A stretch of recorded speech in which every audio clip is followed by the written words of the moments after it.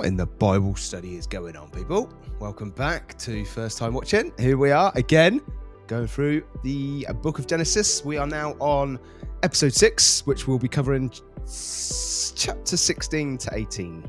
That was all from memory. I know you're impressed. But yeah, I'm a little bit ill, that's why I didn't do it yesterday, but let's just crack on, shall we? Let's get in there. Let's get on up. Genesis 16. Abram's wife Sarai had not been able to have any children, but she owned a young Egyptian slave woman named Hagar. And Sarai said to Abram, "The Lord has not given me any children. Sleep with my slave, and if she has a child, it will be mine." Abram agreed, and Sarai gave him. I mean, that's quite far out, right? It's not just me that thinks that's a little bit loco for the Bible. Given her slave to have a baby. Oh, it's bonkers. Hagar to be his wife. This happened after Abram had lived in the land of Canaan for 10 years. Later, when Hagar knew she was going to have a baby, she became proud and was hateful to Sarai. Then Sarai said to Abram, "It's all your fault. I gave you my slave woman, but she has been hateful to me ever since she found out she was pregnant. You have done me wrong, and you will have to answer to the Lord for this." Abram said, "All right. She's your slave, and you can do whatever you want with her." But Sarai began treating Hagar so harshly that she finally ran away. Hagar stopped to rest at a spring in the desert on the road to Shur.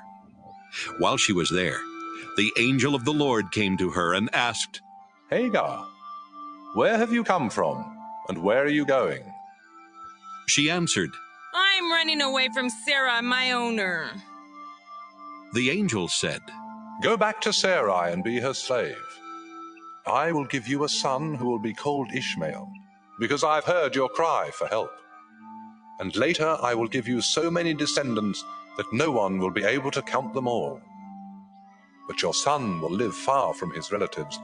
He will be like a wild donkey, fighting everyone, and everyone fighting him."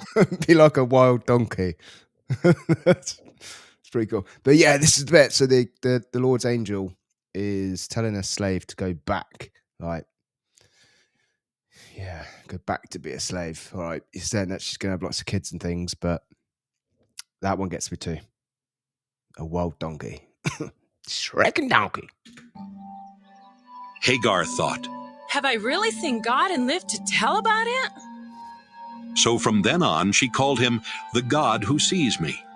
That's why people call the well between Kadesh and Bered the well of the living one who sees me.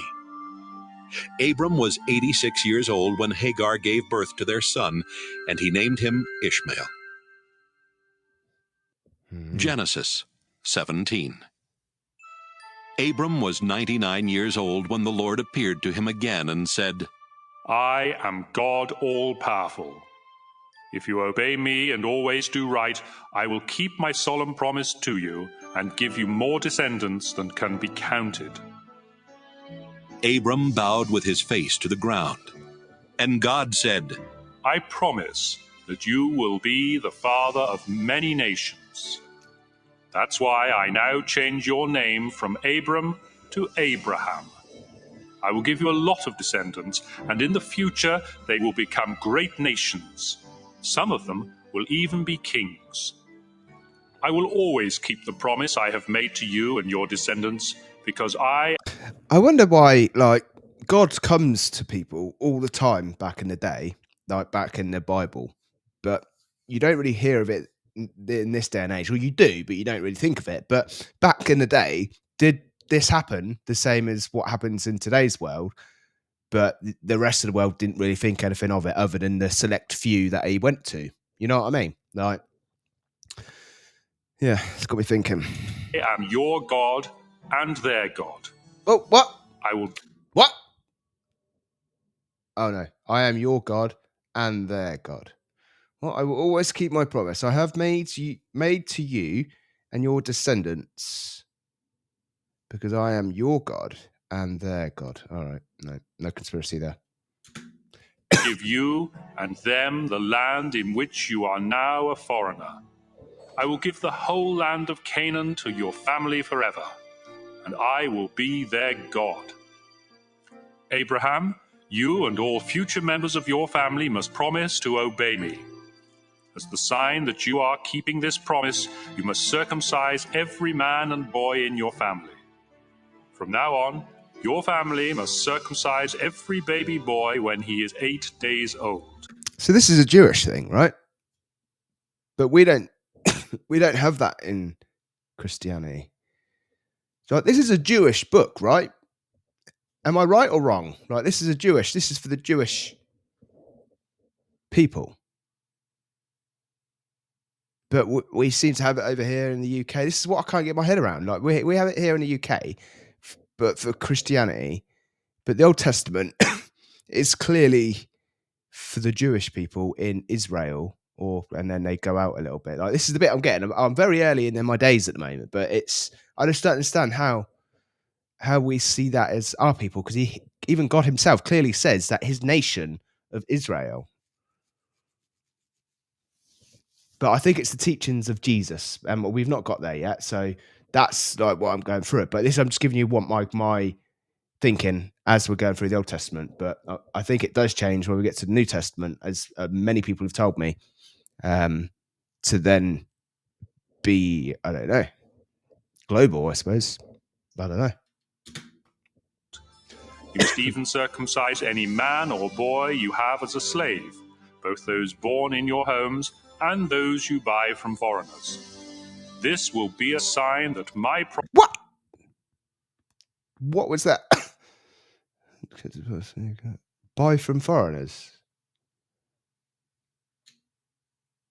Born in your homes and those you buy from foreigners. promise to you will last forever. Any man who isn't circumcised hasn't kept his promise to me and cannot be one of my people. Abraham, your wife's name will now be Sarah instead of Sarai. I will bless her, and you will have a son by her. She will become the mother of nations, and some of her descendants will even be kings. Abraham bowed with his face to the ground and thought, I am almost 100 years old. How can I become a father? And Sarah is 90. 100 years. I'm done. Let me out. Oh, no more kids. Sorry. How can she have a child? so he started laughing. Then he asked God, Why not let Ishmael inherit what you have promised me? but God answered, No, you and Sarah will have a son. His name will be Isaac, and I will make an everlasting promise to him and his descendants. I have heard what you asked me to do for Ishmael, and so I will also bless him with many descendants. He will be the father of 12 princes, and I will make his family a great nation. But your son Isaac will be born about this time next year, and the promise I am making to you and your family will be for him and his descendants forever. God finished speaking to Abraham and then left. On that same day, Abraham obeyed God by circumcising Ishmael. Abraham was also circumcised, and so were all other men and boys in his household, including his servants and slaves. He was 99 years old at the time, and his son Ishmael was 13. Genesis 18. One hot summer afternoon, Abraham was sitting by the entrance to his tent near the sacred trees of Mamre when the Lord appeared to him. Abraham looked up and saw 3 men standing nearby. He quickly ran to meet them, bowed with his face to the ground, and said, Please, come to my home where I can serve you. I'll have some water brought so you can wash your feet. Then you can rest under the tree. Let me get you some food to give you strength before you leave. I would be honored to serve you. Thank you very much. they answered. We accept your offer. Abraham quickly went to his tent and said to Sarah, Hurry, get a large sack of flour and make some bread. After saying this, He rushed off to his herd of cattle and picked out one of the best calves, which his servant quickly prepared. He then served his guests some yogurt and milk together with the meat. While they were eating, he stood near them under the trees, and they asked, Where is your wife, Sarah? She's right there, in the tent. Abraham answered. One of the guests was the Lord, and he said, I'll come back about this time next year, and when I do, Sarah will already have a son. Sarah was behind. Boom! The Lord is there, in physical form. We found it. Don't know what we're up. Number 18. I'm so ill at the moment.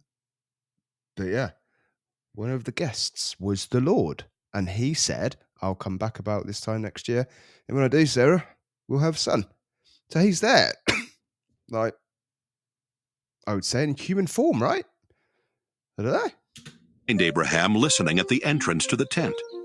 Abraham and Sarah were very old, and Sarah was well past the age for having children. So she laughed and said to herself, Now that I am worn out and my husband is old, will I really know such happiness? The Lord asked Abraham, Why did Sarah laugh? Does she doubt that she can have a child in her old age? I am the Lord. There is nothing too difficult for me. I'll come back next year at the time I promised, and Sarah will already have a son. Sarah was so frightened that she lied and said, I didn't laugh. Yes, you did. He answered. When the three men got ready to leave, they looked down toward Sodom, and Abraham walked part of the way with them. The Lord said to himself, I should tell Abraham what I am going to do, since his family will become a great and powerful nation that will be a blessing to all other nations on earth. I have chosen him to teach his family to obey me forever and to do what is right and fair. Then I will give Abraham many descendants, just as I promised. The Lord said, Abraham, I have heard that the people of Sodom and Gomorrah are doing all kinds of evil things. Now I am going down to see for myself if those people really are that bad. If they aren't, I want to know about it. The men turned and started toward Sodom, but the Lord stayed with Abraham, who asked, Lord, when you destroy the evil people, are you also going to destroy those who are good? Wouldn't you spare the city if there are... So it sounds like the Lord here, like just for my, isn't all seeing, all knowing. It's like he's heard, right, this town is dodgy. I'm going to go check it out. I'm on my way now. Like he's on his horse. He's going to go make sure that they're not dodgy. You know what I mean? That's what I get from that. But obviously there's lots of different Bibles that are translated in different ways. So maybe it's just this one, but I don't know. But this is an interesting story as well. This is an interesting part because he gets persuaded, which I think is quite interesting as well. There are only 50 good people in it. You surely wouldn't let them be killed when you destroy the evil ones. You are the judge of all the earth, and you do what is right.